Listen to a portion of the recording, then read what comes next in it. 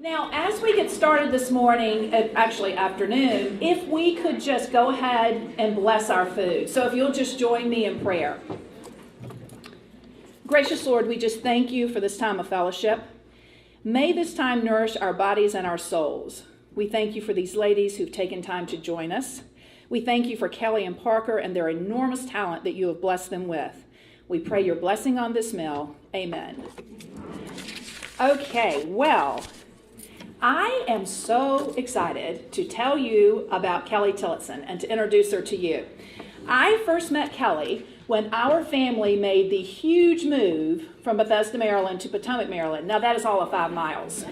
And we moved into this neighborhood called River Falls, which was actually one of the few in DC that had a sense of close community. And Kelly and her family lived there. Now Kelly's mom, Kathy, is just a redhead, blue-eyed spitfire. And we just loved her, except if I was on the tennis court, because she always beat me.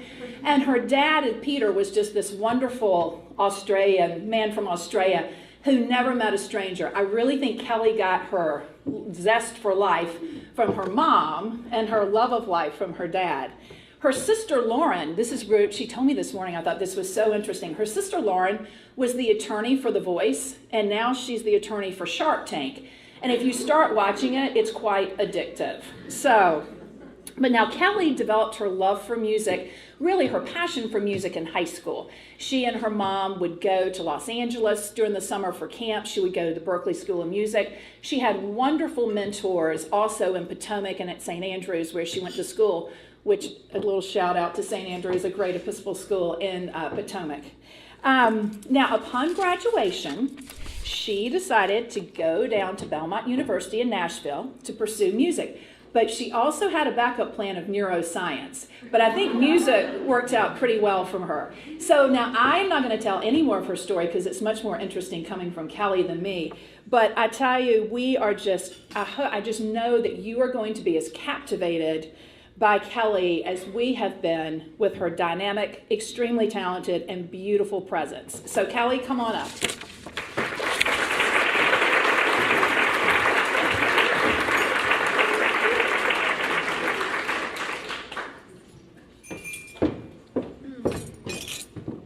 Well, thank you, Cindy. That was so sweet. How are y'all doing? This is so fun for me. Most of the time I'm normally performing with my band, so it's such a treat to come and speak with you guys today. Having a gaggle of women together is probably the best thing ever. All these cute little ladies. It's amazing. So, y'all all look beautiful, and I'm so excited to be here. So this is my first time in Virginia Beach, and I'm so excited to be talking with you guys today about my life as a country music singer. It's pretty crazy. I did have a speech prepared for today, but I decided at the last minute I'm just going to throw it out and go off the cuff. Just inspired this morning, so I'm just going to do something totally new. I'm just kidding. I'm not at all. I've been working on this speech for a month, so I'm going to stick with it. So this summer I found myself in Bora Bora, which was pretty crazy. Tahiti, that whole area. We were standing in crystal clear teal waters with a pina colada in my hand, looking up at the lush mountains and thinking, how in the world did I get here? And the answer to that, of course, is the same answer that has found me in many unlikely, interesting, and wonderful experiences over the last 7 years. And it's what I'll be talking about today. It boils down to one word: music. Well, really music and God. But music has been the vehicle that God has used to put me in these crazy and amazing situations. Some have been incredible, once-in-a-lifetime situations, like going to Tahiti and Bora Bora. But others have been a little less incredible, sometimes frustrating, and sometimes just plain miserable. But if there's anything this journey has taught me, it's to stay the course despite the ups and downs of the journey you're on. In our careers and in life, it's tempting to be elevated by the highs and just feel like life is great and everything is going amazing, and then devastated when the lows come and be like, nothing's going right, this is terrible. But there's something I've learned in life and in music that's taught me to have faith. For me, it's faith in God, which is unwavering for me, and just to stay the course and just continue on in what I'm doing despite the highs and the lows, because I know as this is called changing seasons, that things always change. And it's not always going to be consistently amazing or consistently hard. And just getting through that sometimes is half the battle. So today I'm going to give you guys a behind-the-scenes look into the vehicle I've been given, which is music, and the ways my faith has grown. Can y'all hear me still? Oh, this is better. It's too loud. Good. I'm glad it's better. So music is the vehicle I've been given, and my faith has grown a lot through that, and I've been challenged through that. For me, the music story really begins, as Cindy said, when I was in high school. I'm sure a lot of you here have been involved in the college application process somehow. I know that y'all definitely have. So take a minute for me and try to imagine how you would feel if your academically strong, community-involved daughter or son declared that they would only be applying to one college. Just one college, no safety, plan A, all the way. So welcome to my parents' life. As you can imagine, a little stressful for them. But surprisingly enough, they were both 100% supportive of this decision, and that was a huge relief for me. The only catch was, to get into this one school, which was Belmont University in Nashville, my dream school, I would have to do an in-person audition, which took place in November of my senior year, but I ended up getting sick and had to push it until February of the next year, which is when some students are already figuring out what college they're going to and being accepted and everything. So, fortunately for me, at the time, I was not stressed out by this at all. I was the typical high school girl thinking about the one thing that most high school girls spend all of their time thinking about, which, as you moms know, is high school boys. So, I was obliviously going about my life, and thankfully I did end up getting into Belmont, my dream school. I got a confetti-sealed envelope, and I was on my way. So I packed my bags and I headed down south to the Bible Belt. It's truly the Bible Belt. There is a church on every corner, which was a little overwhelming to me at first, but now I like it. And I started at Belmont University as a vocal performance major, which is pretty crazy that you can major in that, but it's part of the reason I wanted to go there. I remember in high school there was a country song I loved, and it was kind of me and my parents' song. It was called Baby Girl by a group called Sugarland. And the first couple verses go like this. They say this town, the stars stay up all night. Well, I don't know because I can't see them through the glow of the neon lights. And it's a long way from here to the place where the home fires burn. It's 2,000 miles and one left turn. Dear Mom and Dad, please send money. I'm so broke that it ain't funny. Well, I don't need much, just enough to get me through. Please don't worry, because I'm all right. I'm playing here at the bar tonight. This time I'm going to make our dreams come true. Well, I love you more than anything in the world. Love your baby girl. So this song is pretty much the perfect description of my first few years in Nashville. Nashville, Tennessee to Huntington Beach in California, where my parents live, is exactly 2,014 miles. I looked it up, and I was like, wow, that's crazy. It's almost exactly the same. And I didn't know a single person in Nashville. It was a culture shock. I was coming from D.C. to Nashville, and I was like, I'm not going to be like all these Southern girls and wear all this hairspray and dress up every day. But now I use more hairspray than you can ever think, so... But it was a hard transition, and I was completely broke, and unfortunately had to ask my parents for money a lot. But fortunately, they were so supportive. And I was living in the city of my dreams, so I was really happy. While I was in school at Belmont, I ended up switching my major from vocal performance to songwriting, which is a decision that I'm really thankful for. I had a teacher encourage me that I should major in something that I wasn't as familiar with, which was songwriting, which is a big part of the music business. So I'll always be thankful to him for that. In my new major, I got the unique opportunity to take songwriting classes from top songwriters and producers in the industry. One of the songwriters was Tom Douglas. Are there any country music fans? Y'all listen to country? Okay, we have a couple. So Tom Douglas wrote songs for people like Miranda Lambert, Tim McGraw, Martina McBride, Lanny Antebellum. Big artists that I absolutely loved. And I got to have him Monday, Wednesday, and Friday teaching me how to write songs. It was just incredible. Another teacher was Drew Ramsey, who works for more independent artists like Mark Broussard and India Ari. And it was just an amazing experience. I also took classes on booking, management, and publishing from other industry professionals like Mark Volman. I don't know if y'all have heard of a band called The Turtles. They have that song that's like, so happy together. So that was so cool. We were all so excited about that. and another guy, Dan Keene, who was working at a top music industry company. So we would literally go to events, and he would be the speaker at events, and then we would go to class the next day, and he would be teaching us.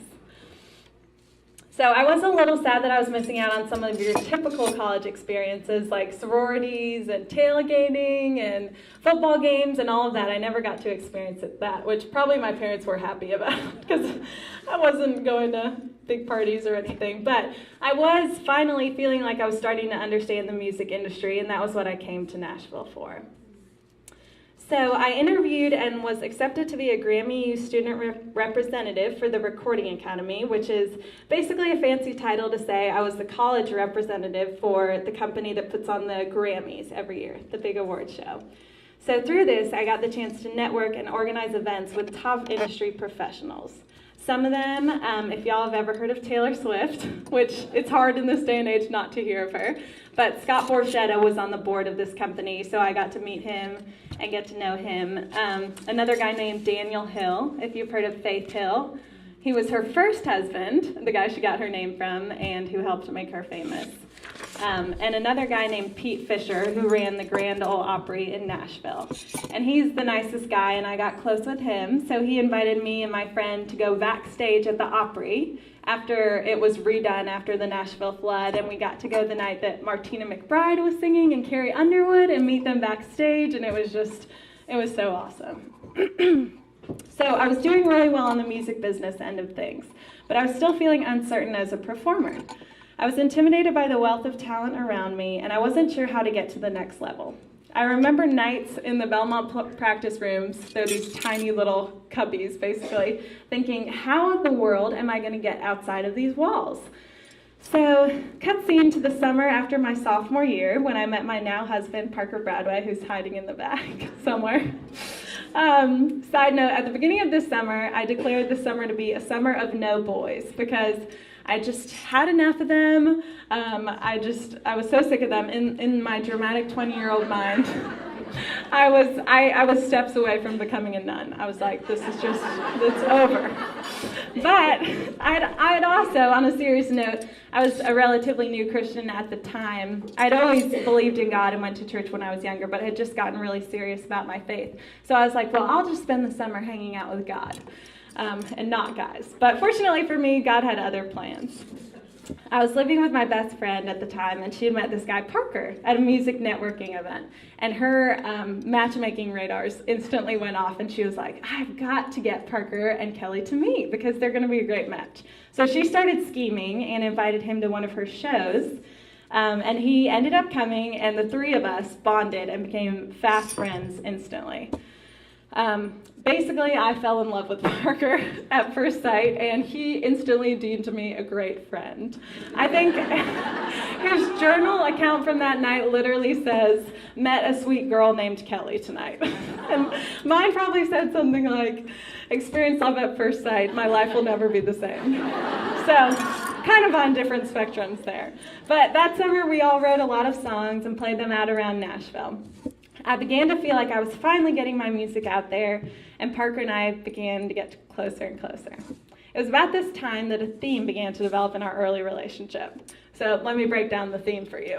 It's pretty much me writing really dramatic, emotional songs about him, and him politely and sweetly pretending he has no clue they're about him. So the first was a really tragic tale about a girl, me, who loved a guy, Parker, who was still head over heels about another girl, who was someone he had previously dated. Sappy, lame, the whole deal. But fortunately, near the end of the summer, Parker finally came to his senses and fell in love right back, and it was about time. Sadly, as many love stories go, it didn't last. Cue the next depressing song I wrote called Tainted. Really dramatic title. Written through tears after Parker left to return to college at Wake Forest, and we ended our relationship. In Tainted, I woefully declared Nashville tainted after he left because I couldn't go a single place without thinking about him.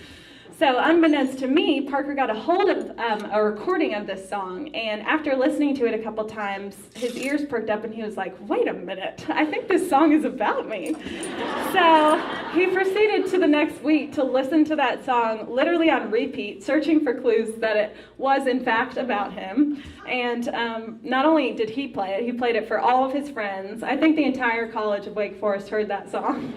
Played it for all of his family and even his sweet grandmother who lived on campus. So all of this got him thinking about me again, and he decided to reach out to me, and we started talking nonstop again. At the time, I was on Christmas break in California with my parents, and they can vouch for the fact that it was nonstop. So things were going well again. And although I had been devastated about, I'm sure this sounds silly, but at the time it was devastating when we broke up. But I was so thankful because when Parker and I met, he was a really strong Christian, and which was amazing, and I learned a lot from him, but I'm thankful that I had time on my own that fall to rely on the Lord by myself and grow in my faith with just God. So eventually, after all that talking, Parker and I began dating again. Cue the third, and this one's the last, sappy song that I wrote. This one, thankfully, a little more uplifting, called Betting on You. The lines of the song go, I'm not usually the gambling type, but baby, tonight I'm betting on you. This one, Parker gladly acknowledged, was about him. So Parker moved to Nashville after he finished college to pursue music as well. A side note about that, it was a really cool God thing because he had actually planned to do business and had 3 offers on the table the day he graduated, but turned them all down once he felt like music was what he was supposed to do. So his poor parents had paid for a great career at Wake Forest that was then changed to music, but it all worked out, and it was what he was meant to be doing. So little did we know we would end up being in a band together, but I'll get to that later. Around the same time, I landed a really cool internship with a new music company called Creative Nation in Nashville. Creative Nation was run by a married couple, Beth and Luke Laird, who were really well known around town. Beth was an amazing kick-butt woman in the music industry, and I really looked up to her. And Luke was a hit songwriter. This was probably one of the best experiences I've ever had in my life. I was able to see the way the company was formed from the ground up and the innovative ideas that Beth and Luke came up with that drove the success of their new company. While I worked there, I did pretty much everything no one else wanted to do. If you think about it, it wasn't that glamorous. I ran to get lunches, changed light bulbs, restocked the fridge, and all other really important tasks like that. But even though I was doing these menial tasks, it got me into rooms with these incredibly talented people. And I was working for people I believed in. So at the time, Luke was cranking out country hits for artists like Luke Bryan, who I got to meet. I think I served him a sub. And Little Big Town, they ordered barbecue the day I was working. And Sheryl Crow, which I thought that was exciting. I think she got like a healthy salad. And Hunter Hayes, and the list goes on. It was all these cool artists, and I was getting a chance to meet them. So it was amazing. But aside from the cool opportunities that came from that job, another huge way that God provided for me was putting me in a network with amazing people in the industry. You always hear that the music industry can be a little rough and crazy and have a lot of bad things going on, but everyone that I met through working at that company was incredibly talented, had so much integrity, they were honest, and they were kind. So that was one of the ways that I feel like God protected me in the music industry, because he launched me into this part of it that was so full of light, and I'm so thankful for that. But back to the music. After talking with friends and mentors, I decided a great way to get my music out there would be to make an EP, which is pretty much a short CD, just 5 or 6 songs. So it was a big undertaking, but a really fun project to work on. Funnily enough, as I was working away on this solo album for my big debut, I thought, God started weaving another story. Parker and I got together one day with one of his best friends, Daniel Wilson, to write a song. They had met through Tom Douglas, who again was one of my songwriting teachers at Belmont. So we all had that common thread of Tom.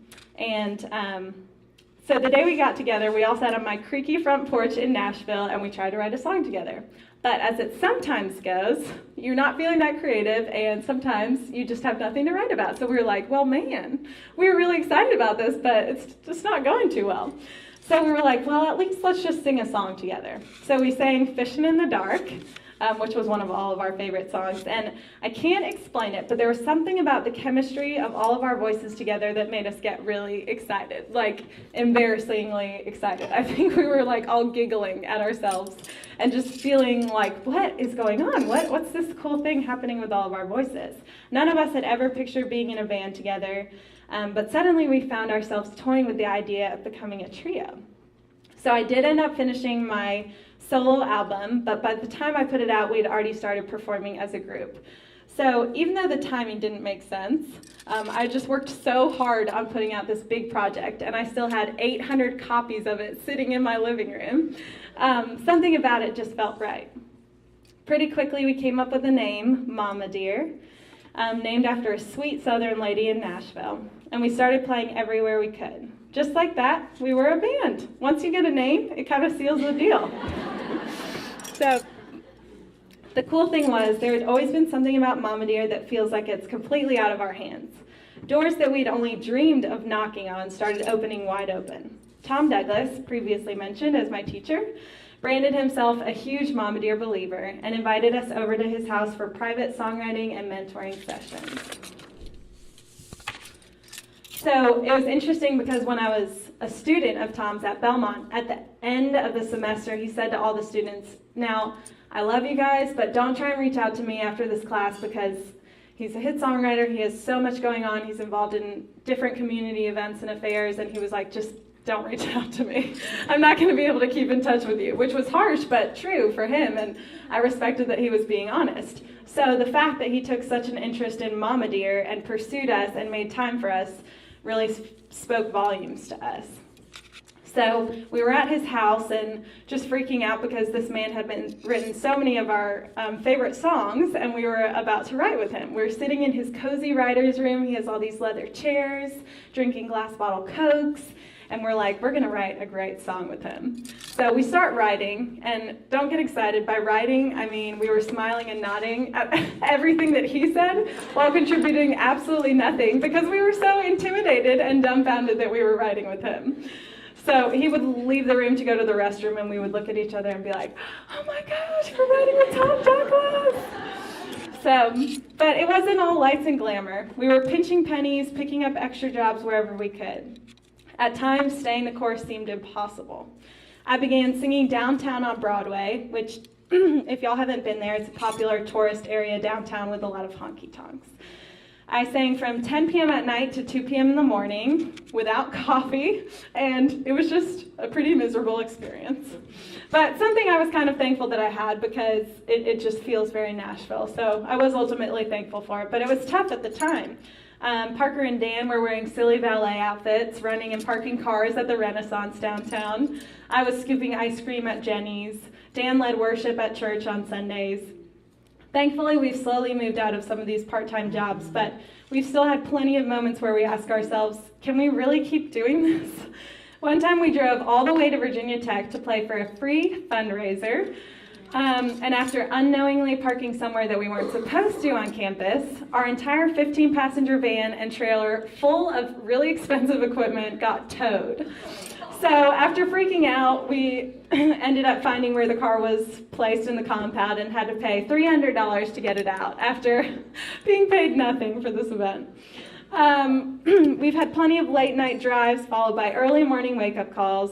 I've done my hair and makeup before shows in more tiny, dirty bathrooms than I'd like to remember. And since we're all women here, I think we can understand the gravity of this situation. When there's no outlets in a bathroom, it's kind of impossible to curl your hair or straighten it. So being the only girl in a band, it's hard to get the guys to understand that. But hopefully one day that will change. I've spent 30 hours in one weekend stuck in an ever-increasingly smelly van with 5 smelly guys.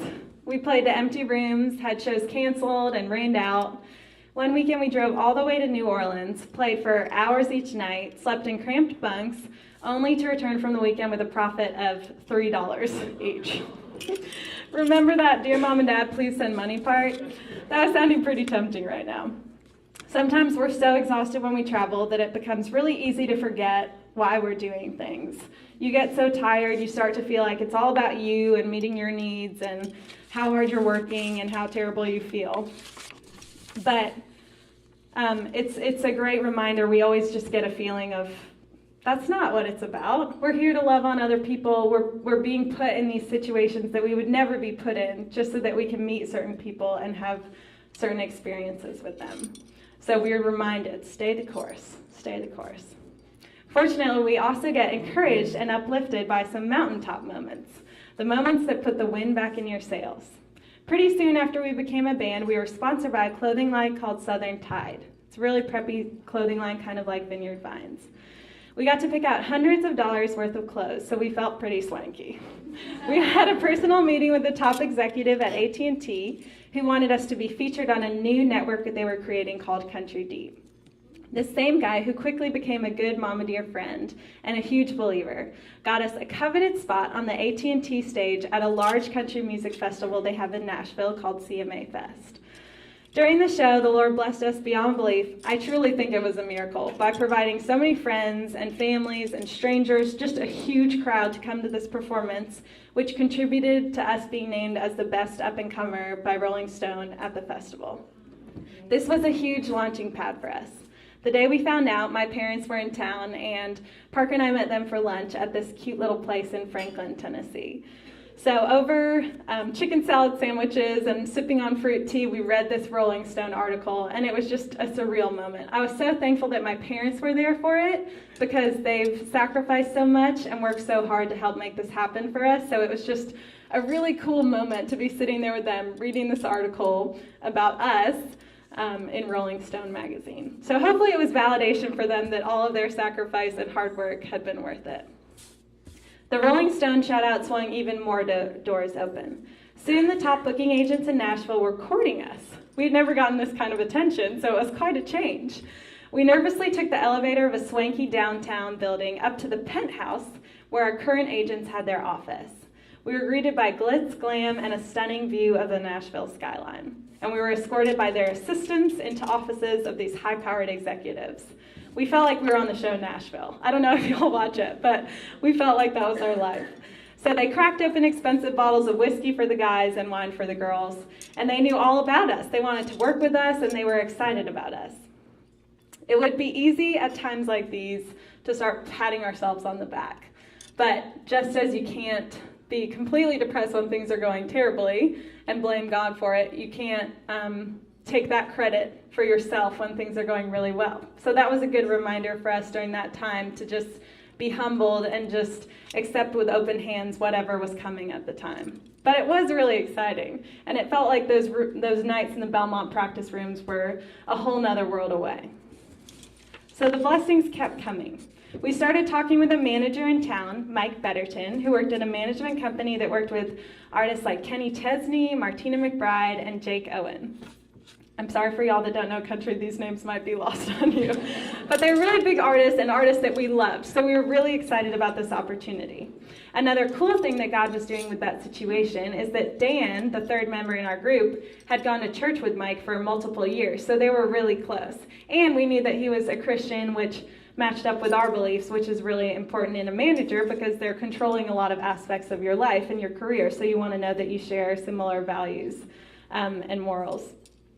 So this was just a really, really exciting time for us. Everything was just feeling so surreal. As if all of this wasn't enough, Parker proposed during that same time. So we started planning a wedding. Because of our schedule and our desire to be married, we got married in 3 months, which is really a crazy amount of time. We even felt a little crazy because things were going so well with music. It felt silly to turn our attention to something else.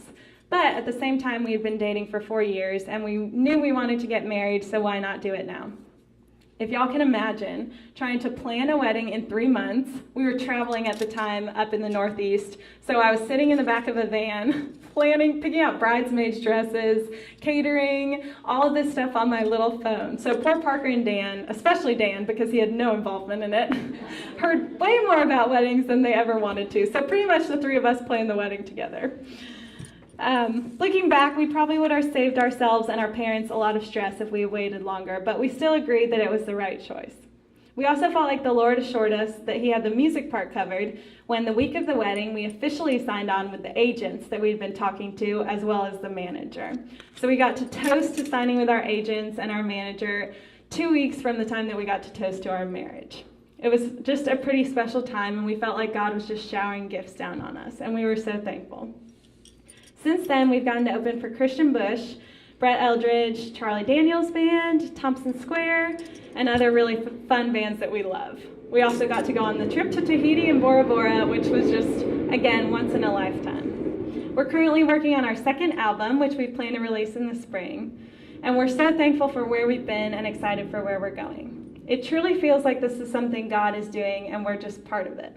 One of the other amazing parts is that Parker and Dan both have a really strong faith as well, so we can all encourage each other. When one of us gets disheartened, there's always an encouragement from someone else to lift us back up. We pray together before shows, co-writes, and meetings. We can remind each other of truth and encourage each other. We jump around praising God when amazing things happen, and it's just incredible. Having that common bond that music is our vehicle for something greater is just such a neat thing. Hearing how we encouraged someone or made them smile is the best feeling. One last story I'll tell you is about a woman named Wendy Schoen who found us on Twitter.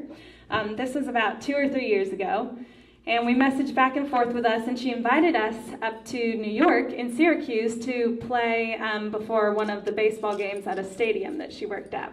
So we coordinated all of this with her over Twitter and email. So we were hoping as we took our flight up to New York that she was in fact a real person and that this was all going to work out. I think one of us had that thought like, wow, I hope this is real. But she was real and she was amazing. And by the end of the weekend, we had just connected with her like family. We truly felt like we were part of her family. So we kept in touch with her. We became so close that she designed our band t-shirts. Like she spent hours drawing out a logo, having these shirts made up and sending them to us. She was even invited to Parker and I's wedding because she's so special to us. When hard times hit her family, she texted us and asked us to pray for them.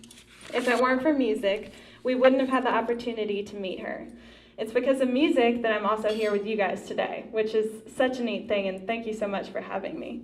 And I want to thank Miss Reardon for inviting me, and all of y'all, Lisa and Grace and everyone, for making all of this happen. And it's just another cool, tangible way to see how music brings, or whatever y'all are doing, we all have our own vehicles in our lives, and they bring us places where we can meet certain people and love on certain people no matter what we or they believe.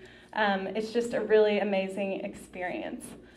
This all happened because we had dinner one night in Nashville with her daughter Lizzie, and Miss Reardon came up with this amazing idea. And after I posted something on Instagram about a Christian speaker quote, I think she was like, well, why don't you come speak at the Changing Seasons event? And it's just crazy how those stories happen. So I'm just so thankful that I get to be here with you guys today. And I'll close the song Baby Girl that I mentioned earlier. Freedom! The song Baby Girl ends saying, I know that I'm on my way. I can tell every time I play. I know it's worth all the dues I pay when I can write to you and say, Dear Mom and Dad, please don't worry because I'm all right. I'm staying here at the Ritz tonight. We can say Bora Bora. What do you know? We made our dreams come true. And there are fancy cars and diamond rings. There's really not that. But you know that they don't mean a thing. They all add up to nothing compared to you. I still love you more than anything in the world. Love your baby girl. Well, the fancy cars and diamond rings is definitely not true. But I'm hoping that one day all of our hard work will pay off and we can give back to our families for all that they've done to make our dreams possible. I'm sure there's plenty of you guys out there today who have been supported by your families or are supporting your families to do something that they believe in, and that's just a really incredible thing. So I hope today part of my story encourages you guys to look around and see where you are and what vehicle you've been given, and to also have the faith to stay the path, stay the course, even when it gets hard and tough. I believe that there's such a gift and reward in that. There's so much fruit from that. Whether your vehicle is teaching tennis lessons for kids with the Amazing Achievable Dream program, or being a mom and helping your daughter apply to college, or volunteering at a local organization, whatever it may be. There's such a purpose in that, and I hope that you guys feel encouraged by that. Also, something I've been learning lately is just to look around and be thankful, look back and be thankful, and see all the ways that you've been provided for. For me, I believe that God has just provided so many blessings and gifts, and I just see Him working in my story and in your everyday life, to just look around and be thankful, because there's so many gifts that we're given, even moments like this where we can just all gather together, that if they're not acknowledged, they're not, they don't exist. But if we acknowledge them, they're sweet moments that help us carry on. I think that's all. Thank you guys so much for having me. Thank you.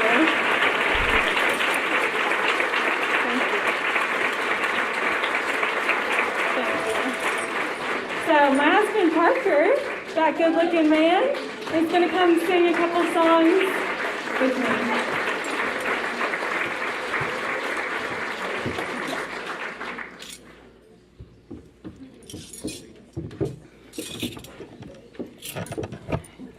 Okay. Hey, ladies. How are you? I've spent my life with a lot of guys, so this is a great moment for Parker to use all his girls. That's true. So we're going to sing, like I said, we write a lot of our own songs, so we're going to sing one or two songs that we've written, and then sing a fun song that y'all might know, so we can all sing together. Yeah. Yeah. The first song is called Boomerang, and we actually wrote this song when it's just kind of about how love can sometimes be, it's always an amazing thing, but sometimes it can be a difficult thing, and it's not always a fairy tale, and you kind of have to work hard to get through it, which is great, but sometimes difficult. So this song's called Boomerang, and it's our version of a love song. We don't have mics today, so we have to listen real closely to the guitar.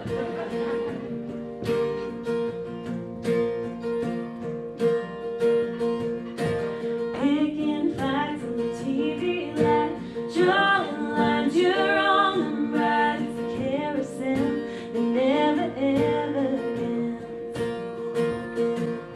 Sometimes I think it'd be easier to be alone, but we both know we could change it, baby, we never would. 'Cause baby, my heart's like a bullet train to run away, but our love keeps us coming back in a way I can't explain, like a boomerang.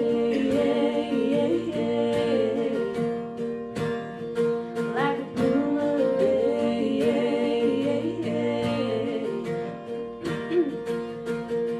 I'm sorry, babe, sometimes I say careless words, I know they hurt. I can't trust this foolish heart of mine, but running back in your arms again feels right when we give in. Come closer, closer, baby, let's make this right. We've got all night, baby, my heart's like a bullet train to run away, but our love keeps us coming back in a way I can't explain, like a boomerang,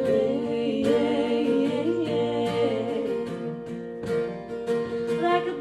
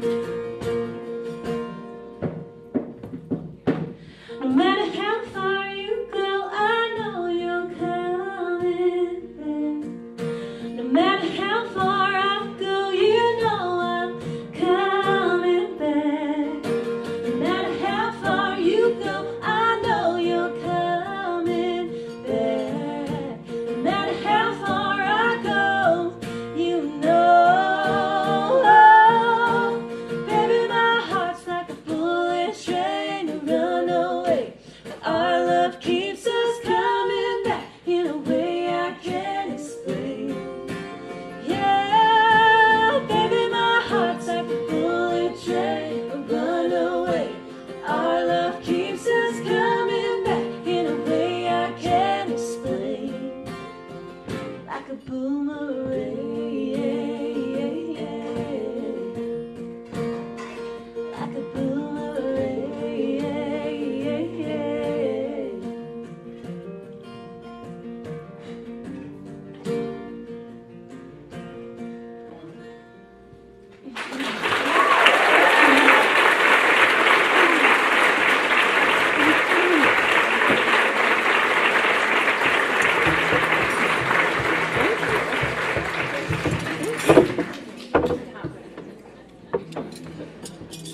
All right.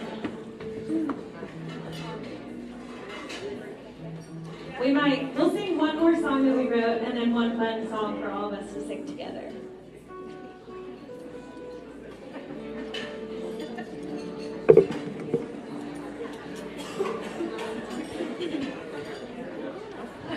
Okay. This next song is called Linger Longer. And this song, I know y'all are getting your lunches, so feel free to eat.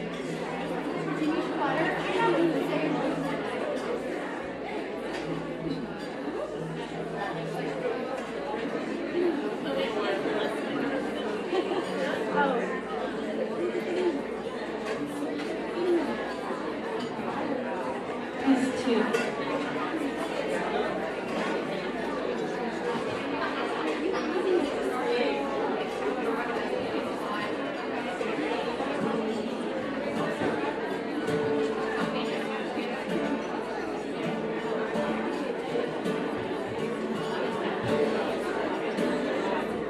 Like smoke rings on the end of a cigarette, like Johnny Walker Black Label on your breath.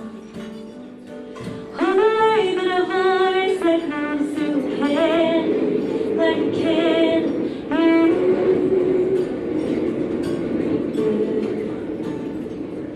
Like every time you hear Folsom Prison Blues or Hey Jude, you can't help but hum it all afternoon. Like lipstick left on the lid of a coffee cup, you linger. But it's my fault for playing our song, even though I know better every time it comes on. And I can't stop reading that letter, hoping and praying it will make me feel better. I can tear it up, throw it out, get rid of all the things that keep you hanging around. I know how to get stronger, but I'll let you linger longer.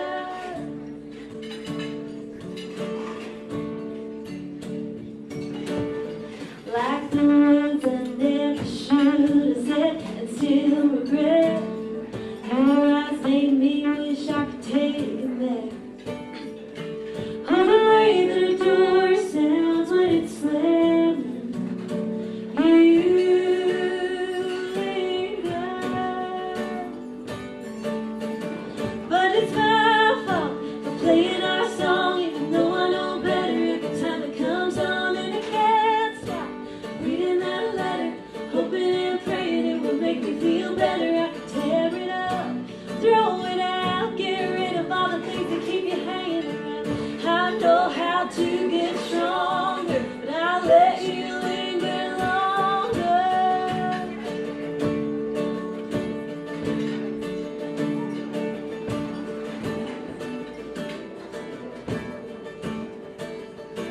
You were the best thing,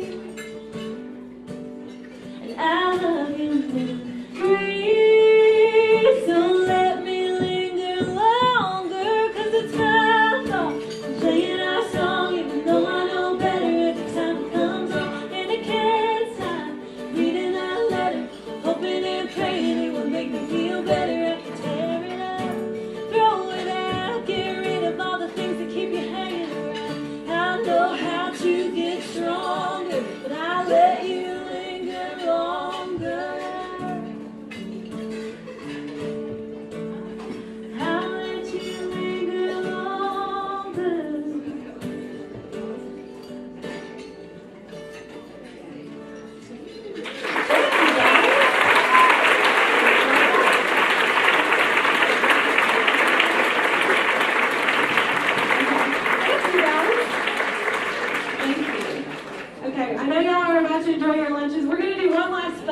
cover song. Since it's all ladies today, I grew up listening to Tina Turner.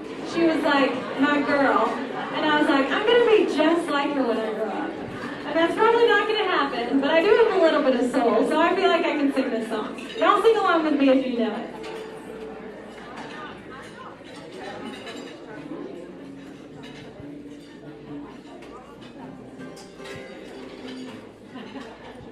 We're tuning. I left my tuner in Nashville, sorry.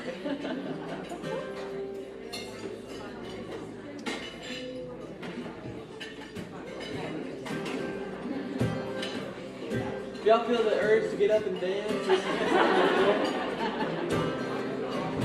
It's a good job in the city, working for a man every night and day, and I never lost a minute sleeping, worried about the way things might have been. Big wheels they keep on turning, Bradway keep on burning. We'll be rolling, rolling, yeah, rolling on the river. Y'all got it. We'll be rolling, rolling, yeah, rolling on the river.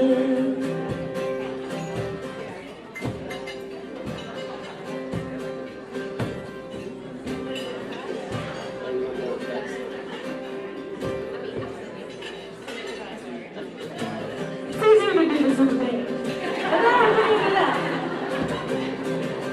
Left a good job in the city, working for a man every night and day, and I never lost a minute of sleeping, worried about the way things might have been.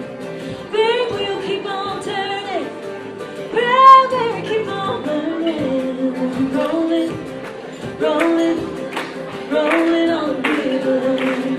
We'll be rolling, rolling, rolling on the river.